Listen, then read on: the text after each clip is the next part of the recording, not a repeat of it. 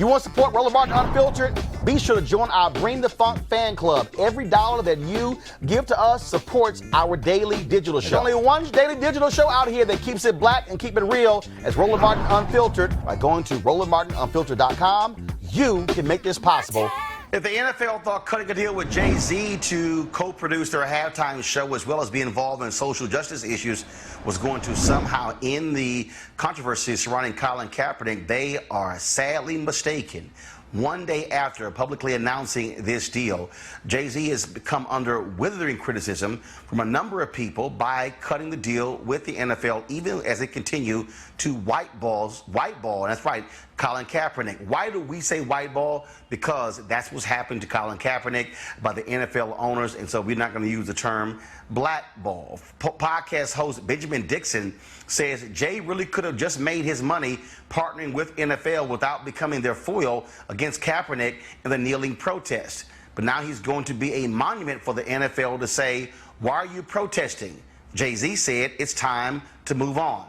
NFL baller Eric Reed, a former teammate of Colin Kaepernick, tweeted, Jay-Z doesn't need the NFL's help to address social injustices. It was a money move for him and his music business. The NFL gets to hide behind his black face to try to cover up blackballing Colin. Also, many other people have been weighing in as well. Colin Kaepernick also tweeted out that he is thankful for the support of Eric Reed by standing with him as well. And on the same day of that Jay-Z Roger Goodell news conference, he also tweeted that it's been 3 years since he took a stand, and he is still without work. One of the folks who also was critical of Jay-Z is Etan Thomas, former NBA ball player who joins us right now on Roland Martin Unfiltered. Etan, welcome back to the show. So you make it perfectly clear that you think Jay-Z made a mistake here. Yesterday, we had Jamel Hill on the show. She said the NFL got exactly what they wanted, a cultural icon to stand with on social justice issues in order for them to say, see, it's all good. It's time for us to move on. Yeah, and that's the tough part. That's the tough pill that a lot of people can, having difficulty swallowing right now. And they've seen this before. So remember when the Brooklyn Nets were building their Barclays Center, and they used Jay-Z as kind of like the prop to kind of pacify everybody, to say, don't worry about the fact that we're going to take your homes and gentrify the neighborhood because Jay-Z is part of this. So it's all going to be great for everybody involved. And it kind of seems like this is what's happening. It would have been great if Roger Goodell and Jay-Z, and during their press conference, would have laid out some particulars of what they were going to do. Specifically, like if they were going to go and each team was going to have representatives in each city, that the NFL city, and they were going to go and try to implement different things in the police departments to try to change, whether it be body cameras or something to hold they're accountable, something specific. But, they just said, well, we have Jay-Z with us, so you should be happy. And that's just not enough. So that's why you're seeing all of the criticism today. Etan, I think your point is you nailed it because that has been the issue that I've had for 48 hours. Even when Rock Nation reached out to me, of course, Mark Thompson was there at yesterday's gathering representing Roland Martin Unfiltered. They recorded the Q&A part, and that's the deal. I still don't know what the social justice part is. Okay, what I heard lots of details on the entertainment side. Right. Soundtracks and videos and halftime, but I did not hear specifically what this social justice work is. Jay-Z was quoted as saying, oh, here's an opportunity to help millions. Yeah, but I didn't hear what that help is. Right. All we heard was live entertainment strategist. And I think that's what they termed it, and that kind of sounds like he's going to be in charge of the Super Bowl halftime show. So I'm like, how is that a step in the right direction towards social justice?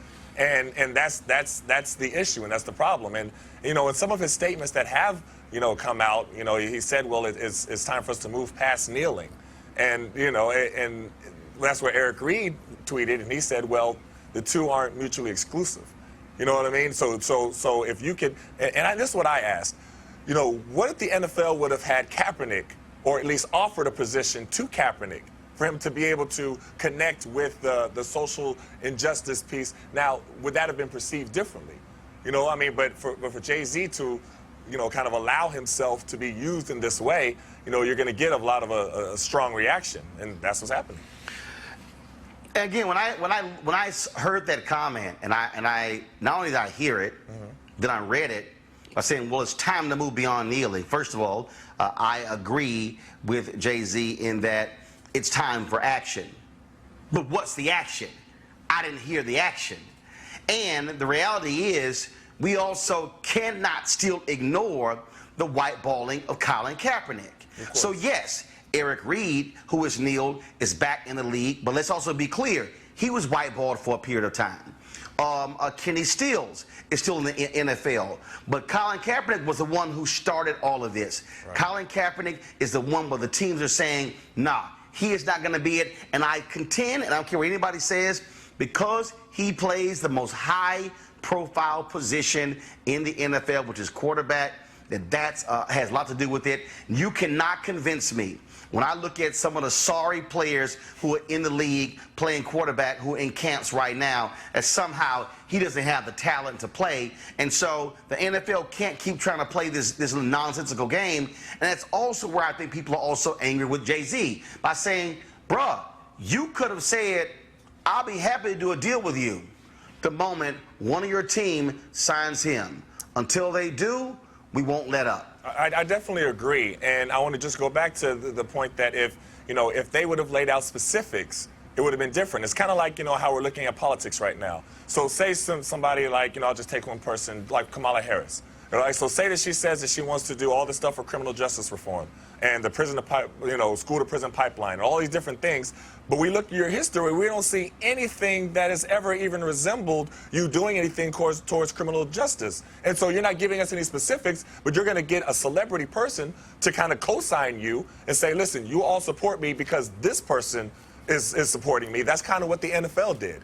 And it's kind of insulting. It's like, okay, we want to know exactly what you're doing. Don't tell us that he's going to be, over the entertainment and think that's just going to be okay with us. And people love Jay-Z. Everybody loves Jay-Z. Everybody they've seen the maturation process. They see the maturing in his lyrics.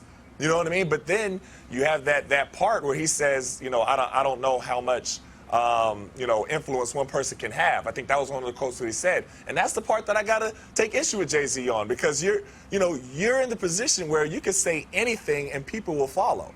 We can quote different lyrics where he said, skills be shown, I'd be lyrically Talib Kweli. He said, truth be told, I want to rhyme like common sense, but I did 10 million and I ain't been rhyming like common sense. So that tells me that it's all about the money for you, Jay-Z. You know what I mean? And that's the part that's disappointing, because everything in your lyrics have said you're all about the money, you're all about the paper. You know what I mean? If you ain't talking about large amounts, what's the point? All those different things you say, and now you're kind of living that out with your actions. I want to bring you my pound. Dr. Greg Carr, Chair, Department of Afro-American Studies, Howard University. Joseph Williams, Senior Editor, U.S. News and World Report. Erica Savage Wilson, host of Savage Politics Podcast. Greg Carr, I want to start with you. It's very interesting when you. I'm sorry, my apologies. Greg is not there yet. Let me start with Erica. Erica, it's very interesting when, again, you look at this and how the NFL somehow thought, okay, now if we go ahead and do this deal with Jay-Z, everything goes away. This thing is not going away. And I still contend that I believe, and I've sent him a text, he hasn't responded.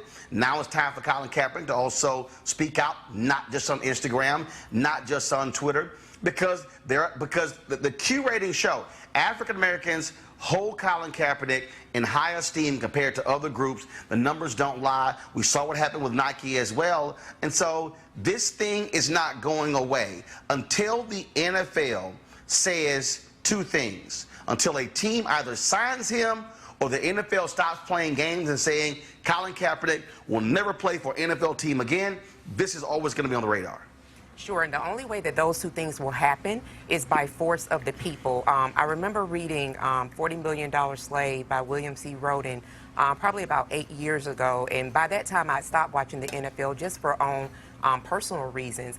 But in that book, one of the pieces that I really just want to bring out, extrapolate rather, is that black people largely are looked at as a source of entertainment. So for me, it was not a stretch to see that the NFL, Goodell, that they thought it would be strategic to reach out to Jay-Z in order to bring over the large swath of black Americans that may still be protesting the NFL. So for me, I think that this a part of the onus then goes back to the public, the audience, to say, now, if you have continued to boycott the NFL, if you do continue to stand up for black and brown women and men that are being shot down by police officers, by law enforcement, then what are you actually prepared to do so that when an organization such as the NFL comes back and they're really, really needing you, what are you going to say that, no, this is what will happen, that we will think about entertaining again, meaning watching the NFL games again and then participating if these things are met. So again, I think that we have to also look at, just as the general public, as to what are we forcing by way of boycott for organizations like the NFL and other corporations to do in order to recognize our voice and our plight. Joseph, and Jay-Z made the point that, well, this is bigger than one man getting a job. No, one black man not getting a job, being denied an opportunity because he dared to protest, is part of the thing that he was talking about. Yes, he was protesting police brutality. But the history of black folks in this country is that white folks said, oh, you do this, I'm going to penalize you. The black people who dared to register to vote, who lost their jobs. The black people who dared to stand up to racism, who then had their markers called in. The black folks who own land, who were not sold feed, who couldn't grow their land. The black people who did grow products on their land, then white folks said, we're not going to sell your products at the farmer's market. We have a history of white folks penalizing black people economically for standing up, and that's what we're dealing with here. And so, sorry, Jay-Z, we just can't just ignore this reality.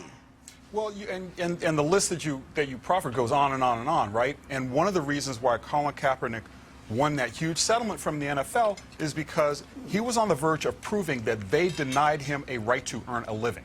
They denied him of the right to practice his chosen profession implicitly, and not even explicitly, but implicitly they did this, and it was a conspiracy. They have done everything they possibly could have done to deny this man a place in the NFL. They settled out of court. They brought back Eric Reed. They don't even show protests anymore on the pregame shows and during the national anthem. That's not even a part of NFL coverage on television anymore. So the NFL has done everything they could to try to make this go away. Jay-Z is one more chip on that pile. I don't think it's going to move the needle very much, not the least of which because you have so many people suggesting that Jay-Z sold out, right? And the question that I have, and that I was mulling over with some friends of mine this afternoon, in exchange for what? What is Jay-Z getting out of this? I mean, he's already got more money than he probably knows what to do with between him and his wife, and he probably has enough influence in the music industry that he can get anybody he wants to do whatever they want. And so if he gets somebody to play on the Super Bowl halftime show, to what end, right? That person is still going to have the taint of Colin Kaepernick, the specter of his non-employment lingering over the Super Bowl. It was like Jamel Hill said yesterday, you know, that's all they could talk about during the Super Bowl last year was why was Cap not around? Why was Maroon 5 playing? Why was this rapper agreed to perform in the halftime show when everybody knew that this was a sham, and the reason why everybody was talking about it was the reason why people weren't performing and the reason why black people have turned out. So I'm kind of questioning what Jay-Z gets out of the mix. I mean, it's clear what the league gets. What does he get? All right, folks, back to our Roland Martin Unfiltered video in just one moment. All right, folks, Luxe Jazz is the experience of a lifetime, delivering top-notch music in an upscale destination. The weekend-long event is held at the Omnia Day Club Los Cabos, which is nestled on the Sea of Cortez and the celebrity playground of Los Cabos, Mexico.